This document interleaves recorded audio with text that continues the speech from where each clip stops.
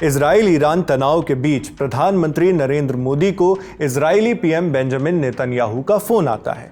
इस कॉल में नेतन्याहू ने ईरान पर हुए हमलों की जानकारी दी, जबकि पीएम मोदी ने शांति बहाली पर जोर दिया। फोन पर दोनों के बीच क्या क्या बातें हुई, इस कॉन्फ्लिक्ट के बीच इंडिया की भूमिका क्या है, क्या भूमिका निभाने वाला इंडिया और इस हमले के भारत के लिए मायने क्या है, सारे सवालों पर बात करते हैं। पहले घटना का थोड़ा बैकग्राउंड। 13 जून को इजरायली वायुसेना ने ईरान के नातांज यूरेनियम प्लांट, सैन्य ठिकानों और मिसाइल डेवलपमेंट साइट्स पर बड़े स्तर के हमले किए।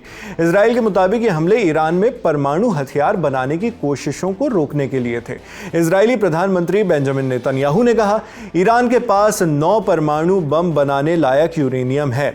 हम इस खतरे को सहन नहीं करेंगे, बर्दाश्त नहीं करेंगे। इंटरनेशनल मीडिया रिपोर्ट्स के मुताबिक इन स्ट्राइक्स में ईरान के कई सीनियर अधिकारी और वैज्ञानिक मारे गए हैं, जो न्यूक्लियर साइंस वाले वैज्ञानिक थे वो। इन हवाई हमलों के बाद ईरान ने कड़ा विरोध जताया। रॉयटर्स की रिपोर्ट के मुताबिक, जो एक इंटरनेशनल न्यूज एजेंसी है, ईरान ने इन हमलों को अपनी संप्रभुता का उल्लंघन और रीजनल स्टेबिलिटी यानी क्षेत्रीय स्थिरता के लिए खतरा बताया है।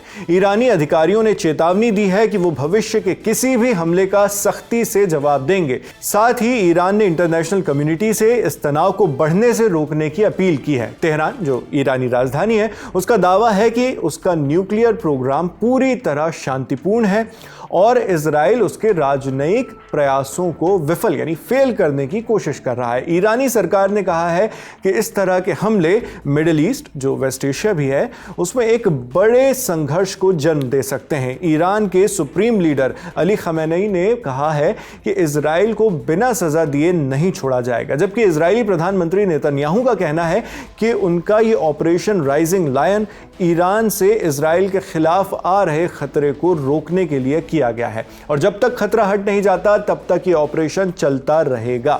इसी ऑपरेशन के चलते फिर नेतन्याहू ने पीएम मोदी को भी फोन किया। इजरायली प्राइम मिनिस्टर के कार्यालय ने अपने ऑफिशियल हैंडल से एक्स पर पोस्ट कर इसकी जानकारी दी।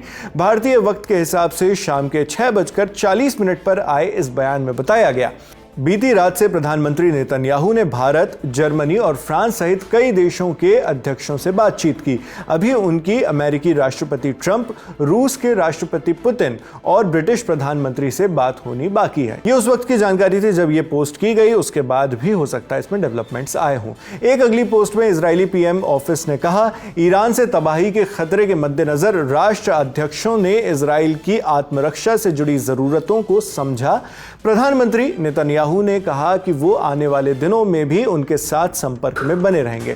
इसे लेकर पीएम मोदी की ओर से भी जानकारी दी गई। शाम के 7:30 बजे प्रधानमंत्री नरेंद्र मोदी ने एक पोस्ट कर अपने ऑफिशियल हैंडल से इसके बारे में बताया, इजरायली पीएम बेंजामिन नेतन्याहू का फोन आया था। उन्होंने मुझे हालिया स्थिति, जो ईरान और इजरायली हमलों और सुरक्षा स्थिति को लेकर है, उससे अवगत कराया। मैंने उन्हें भारत की चिंताएं बताई और इलाके में स्थिरता और शांति बहाली की जरूरत पर जोर दिया।